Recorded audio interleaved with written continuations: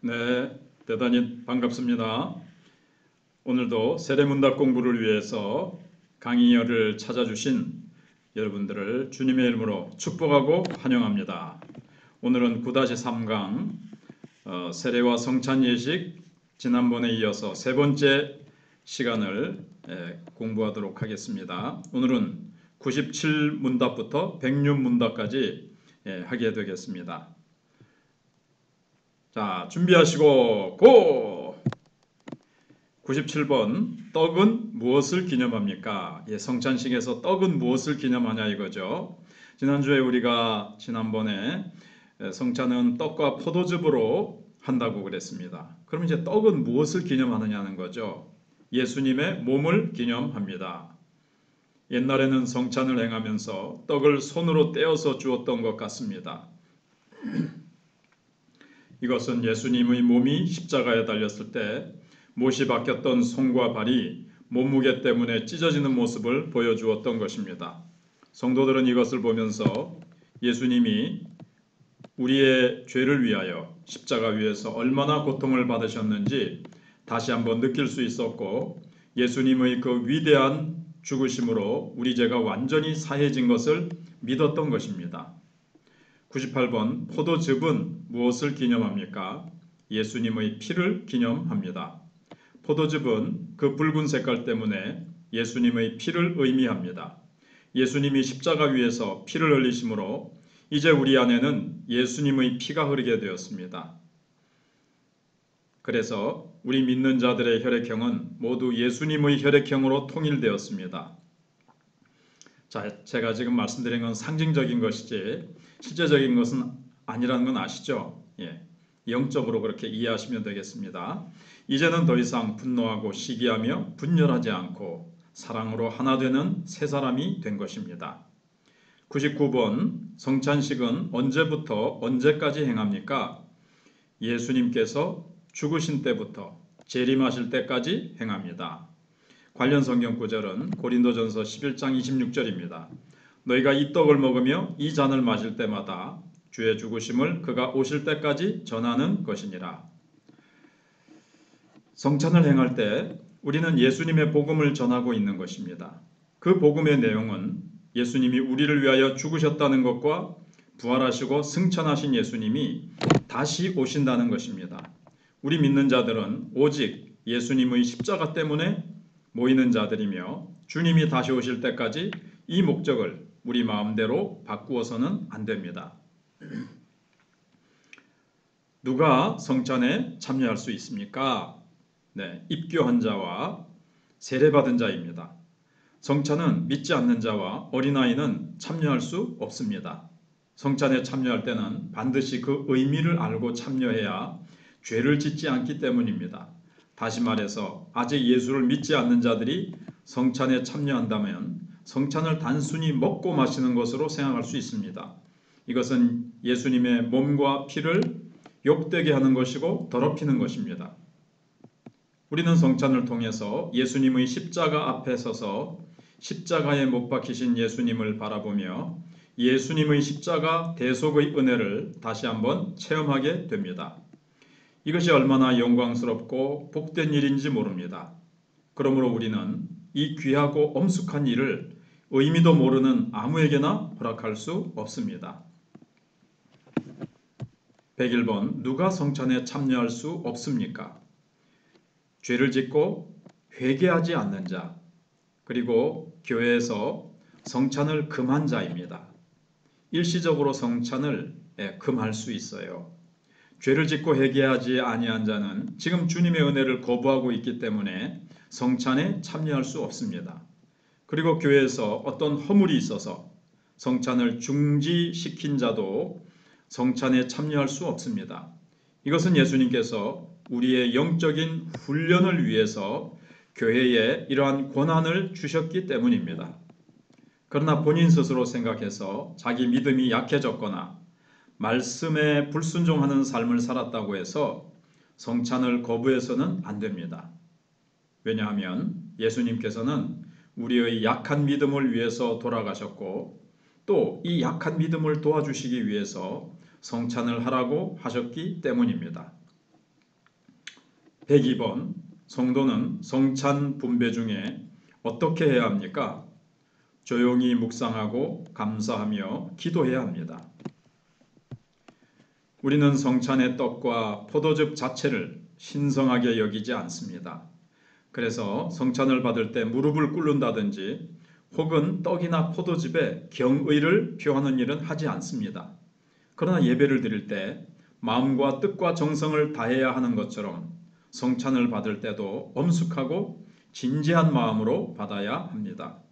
그래서 주위 사람들과 잡담을 해서는 안 되는 것은 물론이고 주위를 둘러보거나 주위를 산만하게 하는 행동을 해서도 안 됩니다. 조용히 묵상하면서 자기 순서를 기다렸다가 감사하고 기뻐하는 마음으로 성찬을 받으면 됩니다. 다시요. 자기 순서를 기다렸다가 감사하고 기뻐하는 마음으로 성찬을 받으면 됩니다. 103번 가정예배는 무엇입니까? 성도의 가족이 모여 기도하며 성경을 읽으며 찬송함으로 하나님을 경배하는 것입니다. 가정은 또 하나의 성전입니다. 그래서 그리스도께서 교회의 머리가 되시듯이 우리 가정에서도 예수님을 주인으로 모셔야 합니다. 가정 안에서 주님이 기뻐하시지 않는 술이나 미신적인 물건이나 음란한 물건들은 다 제거되어야 하고 온 가족이 모여서 예배드릴 때 하나님은 큰 은혜와 복을 내려 주실 것입니다. 특히 부모는 자녀들에게 가정에서 하나님을 섬기며 하나님의 말씀을 듣는 훈련을 가르쳐 주어야 합니다. 가정 안에서 규칙적으로 성경을 읽거나 묵상한 말씀을 가지고 대화를 나누는 것은 자녀들의 신앙 인격에 큰 도움이 될 것입니다. 가정에서 생기는 여러 가지 어려움을 가족이 합심하여 기도할 때 하나님께서 응답해 주십니다. 그러나 가정 예배는 너무 딱딱하게 하거나 아이들이 지루할 정도로 의무적으로 하는 것은 역효과가 날 수도 있습니다. 길게 하지 말고 짧게 간단하게 하는 것이 좋습니다. 아이들이 가정 예배를 좋아하고 사랑할 수 있도록 자발적인 분위기에서 지속하면 좋을 것입니다. 104번 교인은 교회에 언제 출석해야 합니까? 새벽 기도회와 주일 예배와 수요 기도회 및 교회 집회에 적극적으로 출석해야 합니다. 교인들은 교회에서 하는 모든 예배에 빠짐없이 참석해야 합니다. 왜냐하면 교회에서 드리는 예배에는 언제든지 큰 폭발적인 부흥과 복이 임할 수 있기 때문입니다. 세상 일에 몰두하느라고 예배를 등한히 하는 동안에 다른 교인이 큰 은혜를 받는다면 은혜를 받지 못한 교인은 신앙적으로 큰 손해를 보는 것입니다. 우리는 교회에서 드리는 모든 예배를 사랑해야 하고 소중히 여겨야 합니다. 주일에만 교회에 나오는 교인들을 흔히 썬데이 크리스천이라고 부릅니다. 이것은 신실하지 못한 신자라는 의미입니다. 주일 낮 예배 한 번만 드려서는 능력 있는 믿음 생활을 하기가 어렵습니다. 그래서 세례교인은 누구든지 주일 낮 예배는 물론이고 가능한 교회의 모든 예배에 빠짐없이 참석할 의무가 있습니다. 한국 교회가 전 세계적으로 가장 건강하고 부흥되는 교회가 될 수 있었던 것은 주일 낮에만 모이지 않고 저녁에도 모이고 수요일도 모이고 새벽 기도회나 금요 기도회 등 기회가 있는 대로 열심히 모여서 은혜 받고 기도했기 때문입니다. 우리는 이 귀한 축복을 계속 지켜나갈 필요가 있습니다. 105번 교인은 교회 발전을 위해 어떻게 충성해야 합니까? 받은 은혜대로 기도와 봉사, 물질과 시간 등으로 힘을 다해야 합니다. 교회는 단순히 예수님을 믿는 사람들이 모인 집회나 모임만이 아닙니다. 교회는 예수 그리스도를 머리로 하여 유기적으로 연합되어 있는 공동체입니다. 즉 사람과 같이 호흡하는 살아있는 집단입니다. 교회도 사람처럼 어린아이의 상태에서 장성한 상태로 자라게 됩니다. 어린아이를 보면 손발과 머리 등 모든 것이 다 있지만 모두 작고 약합니다. 그러나 청소년이 되고 어른이 될수록 모든 부분이 커지고 강해지는 것을 보게 됩니다. 교회가 자라기 위해서는 일단 교인들이 유기적으로 더 강하게 연합되어야 합니다. 이것은 말씀과 성령으로 더 신뢰하고 서로에게 마음으로 더욱 충성하는 것을 말합니다. 열심히 전도해서 교인들도 더 많아져야 합니다. 그래야 더 크고 성숙한 공동체가 될 수 있습니다. 그리고 교회 안에는 교육, 선교, 재정, 봉사, 찬양 등의 많은 섬김이 필요합니다. 하나님께서는 우리가 이 일들을 잘 감당할 수 있도록 모두에게 감동과 능력을 주십니다. 그래서 하나님께서 은혜를 주시는 대로 모든 일에 예라고 하면서 죽도록 충성해야 합니다. 106번 하나님께서 우리를 선택하신 목적은 무엇입니까? 그 앞에서 하나님 앞에서 거룩하고 흠이 없게 하시려고 택하셨습니다. 두 번째는 하나님의 기뻐하시는 뜻대로 자기의 자녀를 삼으셨습니다. 세 번째, 그 은혜의 영광을 찬미하고 선전하게 하려고 선택하셨습니다. 관련 성경 구절을 한번 볼까요? 에베소서 1장 4절로 6절입니다. 곧 창세전에 그리스도 안에서 우리를 택하사 우리로 사랑 안에서 그 앞에 거룩하고 흠이 없게 하시려고 그 기쁘신 뜻대로 우리를 예정하사 예수 그리스도로 말미암아 자기의 아들들이 되게 하셨으니 이는 그가 사랑하시는 자 안에서 우리에게 거저 주시는 바 그 은혜의 영광을 찬송하게 하려는 것이라. 베드로전서 2장 9절입니다.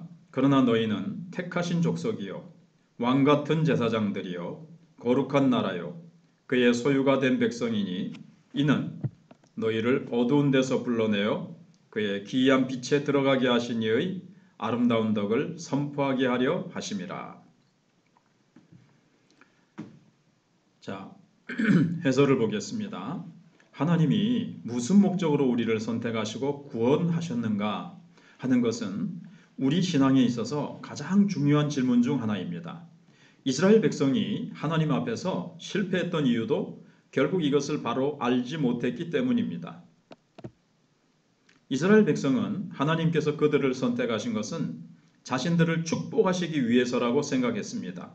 즉, 자신들이 우수하기 때문에, 뛰어나기 때문에 하나님께서 선택하셨다고 생각했던 것입니다. 그래서 이스라엘 백성들은 하나님의 축복을 당연하게 생각하고 교만하게 되어 멸망을 자초하고 말았습니다. 하나님께서 이스라엘 백성을 택하셨던 것은 하나님의 백성 영광을 위해서 자녀 삼으려고 택하셨던 것입니다. 하나님의 영광을 위해서요. 우리는 하나님 앞에서 구원받을 만한 자격이나 이유가 전혀 하나도 없는 자들이었습니다. 그러나 하나님께서 오직 말할 수 없는 긍휼과 자비로 우리를 구원하셨기 때문에 우리는 무조건 하나님께 감사할 뿐입니다.